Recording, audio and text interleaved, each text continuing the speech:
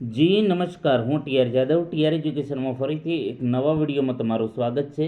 મિત્રો, આ વિડીયોમાં વાત કરીશું જીએસઆરટીસી દ્વારા અલગ અલગ ટેકનિકલ ભરતી કરવામાં આવે છે, જેમાં 14 થી 15 અલગ અલગ જે છે પોસ્ટ માટે ભરતી કરવામાં આવે છે, જેમાં જીએસઆરટી આર્ટ A, B, C તેમજ હેલ્પર જેવી ભરતીઓની શૈક્ષણિક લાયકાત શું છે, તો તેના વિશે આ વિડીયોમાં ડિટેલમાં ચર્ચા કરીશું. તો ચાલો મિત્રો સ્ટાર્ટ કરીએ.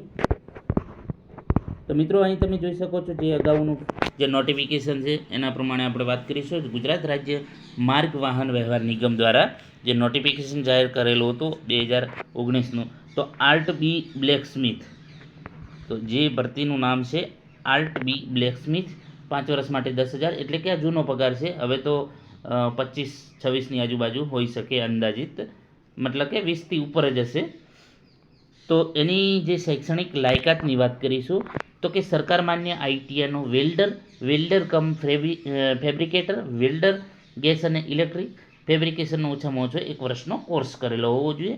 અને વેલિડ HPV એટલે કે જે HPVC અને HTV એટલે કે હેવી પેસેન્જર વેહિકલ અને HTV એટલે કે હેવી ટ્રાન્સપોર્ટ વેહિકલ એનો નિમણૂક થઈ હતી 2 વર્ષની અંદર આ લાયસન્સ મેળવી લેવાનું.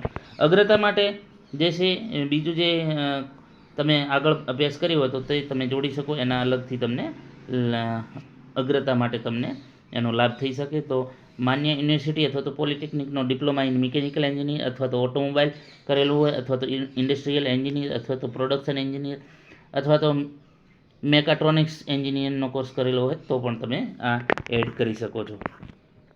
એના પછી બીજી જે ભરતી છે આર્ટ A ઇલેક્ટ્રિશિયન, જેનો પગાર 5 વર્ષ માટે, આ જૂનો પગાર છે 10,000. તો હાલ તો જે આપણે વાત કરીએ ક્લાસ 3નો જે લાગે એ પગાર, મતલબ કે અંદાજે 25 આજુબાજુ હોઈ શકે હાલનો પગાર.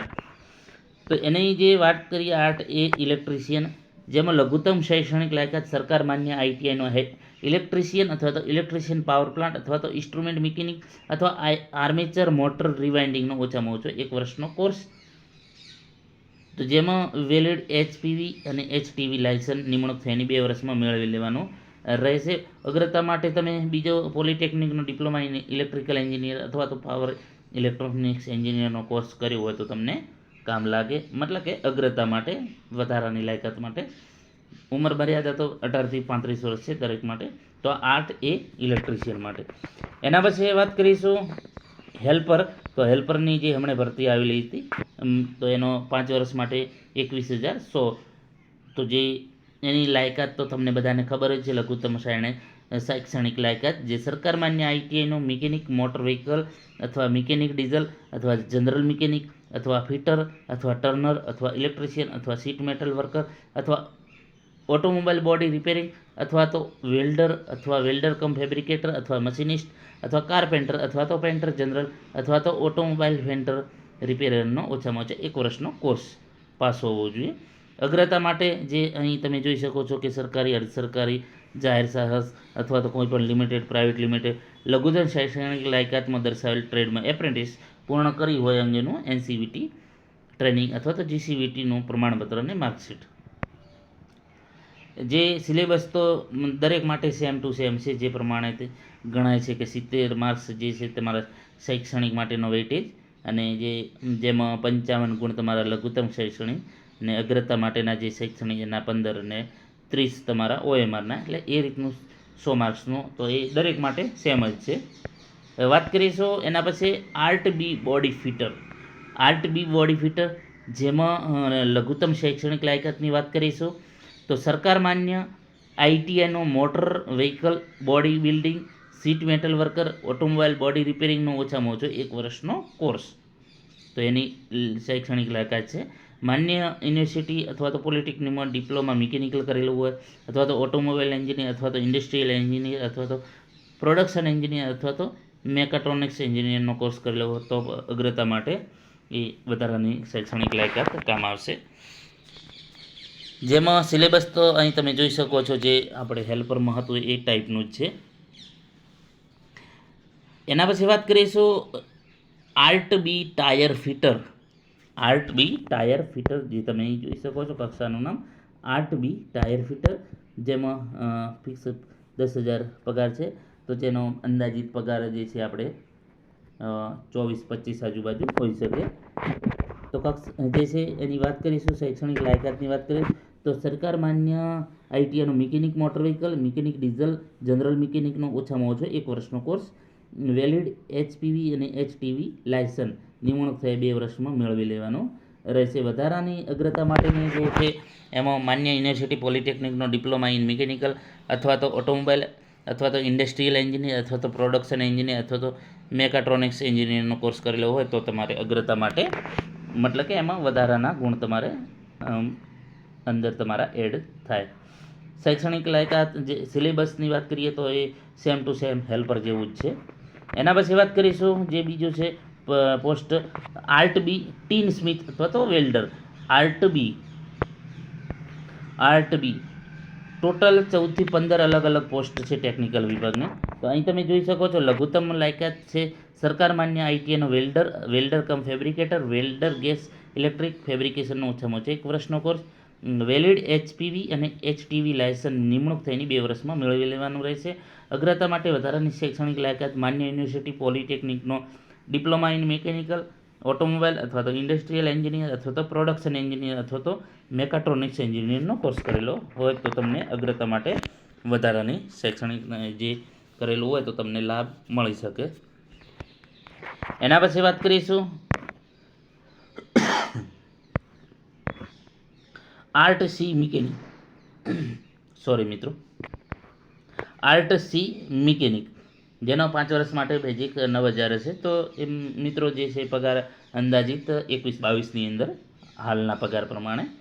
તો આર્ટ સી મિકેનિક જેમાં શૈક્ષણિક લાયકાતની વાત કરીશું તો સરકાર માન્ય આઈટીઆઈનો mechanic motor vehicle, mechanic diesel, general mechanic ઓછામાં ઓછો 1 વર્ષનો કોર્સ, વેલિડ HPV અને HTV લાયસન્સ નિમણૂક થઈ 2 વર્ષમાં મેળવી લેવાનું રહેશે. અગ્રતા માટે વધારાની શૈક્ષણિક લાયકાતની વાત કરીશું તો કે માન્ય યુનિવર્સિટી પોલિટેકનિકનો ડિપ્લોમા ઇન મિકેનિકલ અથવા તો ઓટોમોબાઈલ અથવા તો ઇન્ડસ્ટ્રીયલ એન્જિનિયર અથવા તો પ્રોડક્શન એન્જિનિયર અથવા તો મેકાટ્રોનિક્સ એન્જિનિયરનો કોર્સ કરેલો હોય તો તમને વધારાનો, મતલબ કે અગ્રતા માટે માર્ક્સ મળી શકે. એના પછી વાત કરીશું આર્ટ સી ઇલેક્ટ્રિશિયન. આનો અગાઉ જે 5 વર્ષ માટે 9,000 હતો, હાલ તો એ પ્રમાણે 21-22,000 અંદાજિત પગાર હશે. આર્ટ સી હશે અથવા તો છે હાલનો જે આર્ટ સી ઇલેક્ટ્રિશિયન. જેવી રીતે હેલ્પરનો 21,100 છે એવો મતલબ કે હેલ્પરની સમકક્ષ આ પોસ્ટ છે આર્ટ સી ઇલેક્ટ્રિશિયન, જે 21-22ની વચ્ચે હોઈ શકે પગાર અંદાજિત. જેમાં આર્ટ સી જેમાં વાત કરીશું તો જે લઘુત્તમ શૈક્ષણિક લાયકાતમાં સરકાર માન્ય આઈટીઆઈનો ઇલેક્ટ્રિશિયન અથવા તો ઇલેક્ટ્રિશિયન પાવર પ્લાન્ટ અથવા તો ઇન્સ્ટ્રુમેન્ટ મિકેનિક અથવા તો આર્મેચર મોટર રિવાઇન્ડિંગનો ઓછામાં ઓછો 1 વર્ષનો કોર્સ, વેલિડ HPV અને HTV લાયસન્સ નિમણૂક થઈ 2 વર્ષમાં મેળવી લેવાનું રહેશે. વધારાની લાયકાતમાં જો અગ્રતા માટે તો પોલિટેકનિક ડિપ્લોમા ઇન ઇલેક્ટ્રિકલ અથવા તો ઇલેક્ટ્રોનિક્સ, પાવર ઇલેક્ટ્રોનિક્સનો કોર્સ કરેલો હોય તો પણ અગ્રતા માટે તમને ગુણ મળી શકે. એના પછી વાત કરીશું હેલ્પરના વિશે આપણે ચર્ચા કરી. અગાઉ 2019 પહેલાં 9,000 પગાર હતો, હાલ 21,000. એટલે કે જેમને 9,000 પગાર છે, મતલબ કે આપણે જોયો છે જે પોસ્ટનો જૂનો 9,000, તો હાલ એમનો 21,000 આજુબાજુ હોઈ શકે અને જેનો 10,000 છે એનો 22-24ની અંદર હોઈ શકે જે પગાર. એના પછી વાત કરીશું હેડ આર્ટ લીડિંગ હેડ મિકેનિક, જેનો 5 વર્ષ માટે 10,000 પગાર છે, જેમાં વયમર્યાદા 18 થી 35 વર્ષ છે. અને શૈક્ષણિક લાયકાતની વાત કરીશું તો કે માન્ય યુનિવર્સિટીમાં પોલિટેકનિક ડિપ્લોમા ઇન મિકેનિકલ અથવા તો ઓટોમોબાઈલ અથવા તો પ્રોડક્શન અથવા તો મેકાટ્રોનિક્સ જે એન્જિનિયરિંગનો કોર્સ, એટલે કે આ ડિપ્લોમા માટે છે.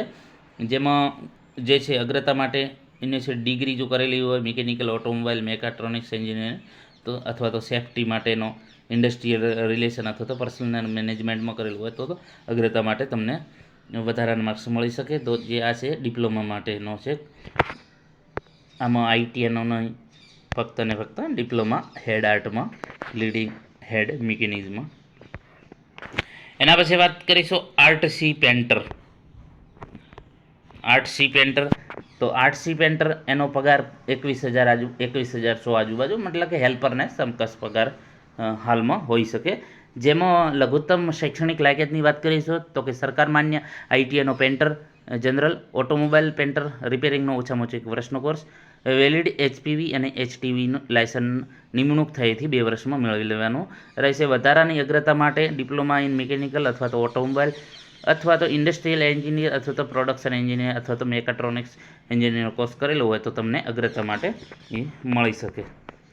એના પછી વાત કરીશું આર્ટસી બેન્ચ ફિટર.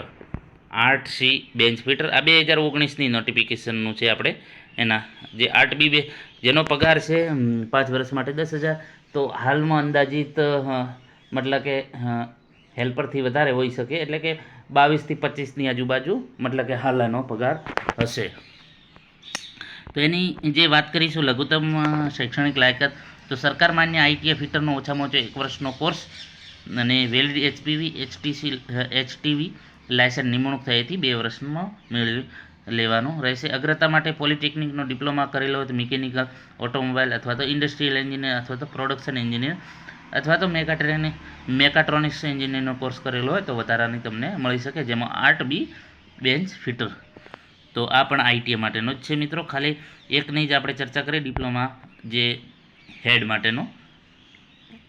આર્ટ બી વલ્કેનાઇઝર જેનો પગાર પણ મતલબ કે હેલ્પરથી વધારે જે 22 થી 24ની વચ્ચે હોઈ શકે, અંદાજિત મિત્રો કહી શકીએ આપણે. તો તેની જે લાયકાતની વાત કરીશું તો કે સરકાર માન્ય આઈટીઆઈનો mechanic motor vehicle, mechanic diesel, general મિકેનિકનો ઓછામાં ઓછો 1 વર્ષનો કોર્સ, વેલિડ એચપીવી અને એચટીવી લાયસન્સ નિમણૂક થયેથી 2 વર્ષમાં મેળવી લેવાનો રહેશે, જેમાં આર્ટ બી વલ્કેનાઇઝર માટે છે. વધારાની લાયકાત માટે જો અગ્રતા માટે ડિપ્લોમા ઇન મિકેનિકલ અથવા તો ઓટોમોબાઈલ અથવા તો ઇન્ડસ્ટ્રીયલ એન્જિનિયર અથવા તો પ્રોડક્શન એન્જિનિયર અથવા તો મેકાટ્રોનિક્સ એન્જિનિયરનો કોર્સ કરેલો હોય તો તમને અગ્રતા મળે. એના પછી વાત કરીશું આર્ટ બી બ્લેકસ્મિથની વાત કરીએ. એમાં 5 વર્ષ માટે અગાઉ 10,000 હતા, તો હાલમાં જે છે એમનો પગાર જે છે 22 થી 25ની અંદર હોઈ શકે અંદાજિત. તો એની લઘુત્તમ શૈક્ષણિક લાયકાતની વાત કરીશું તો સરકાર માન્ય આઈટીઆઈનો વેલ્ડર કમ ફેબ્રિકેટર, વેલ્ડર ગેસ અને ઇલેક્ટ્રિક ફેબ્રિકેશનનો ઓછામાં ઓછો 1 વર્ષનો કોર્સ, વેલિડ એચપીવી અને એચટીવી લાયસન્સ નિમણૂક થયેથી 2 વર્ષમાં મેળવી લેવાનો. વધારાની જે છે લાયકાત માટે અગ્રતા તો ડિપ્લોમા ઇન મિકેનિકલ કરેલું હોય અથવા તો ઓટોમોબાઈલ કરેલું હોય અથવા તો ઇન્ડસ્ટ્રીયલ એન્જિનિયર અથવા તો પ્રોડક્શન એન્જિનિયર અથવા તો મેકાટ્રોનિક્સનો કોર્સ કરેલો હોય તો અગ્રતા માટે વધારે શૈક્ષણિક લાયકાતનો લાભ મળી શકે. એના પછી વાત કરીશું આર્ટસી વલ્કેનાઇઝર જેમાં 9,000 પગાર છે, તો અંદાજિત મતલબ કે હેલ્પર જેટલો 21,100 આજુબાજુ હોઈ શકે હાલમાં પગાર એનો. તો આર્ટસી વલ્કેનાઇઝર તો લઘુત્તમ શૈક્ષણિક લાયકાતની વાત કરીશું તો આઈટીઆઈનો mechanic motor vehicle, mechanic diesel, general મિકેનિકનો ઓછામાં ઓછો 1 વર્ષનો કોર્સ, વેલિડ એચપીવી અને એચટીવી લાયસન્સ નિમણૂક થયેથી 2 વર્ષમાં મેળવી લેવાનું રહેશે. અગ્રતા માટે માન્ય university polytechnic diploma in mechanical, automobile, industrial, production engineer અથવા તો મેકાટ્રોનિક્સ એન્જિનિયરનો કોર્સ કરેલો હોય તો અગ્રતા માટે એના લાભ મળે.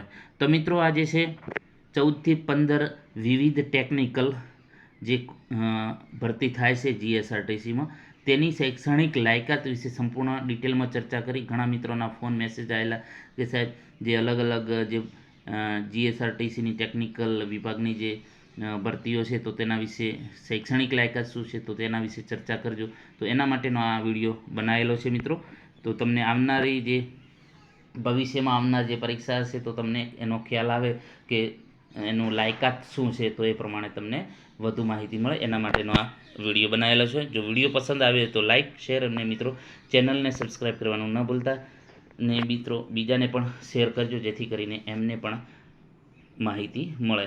Thank you for watching this video.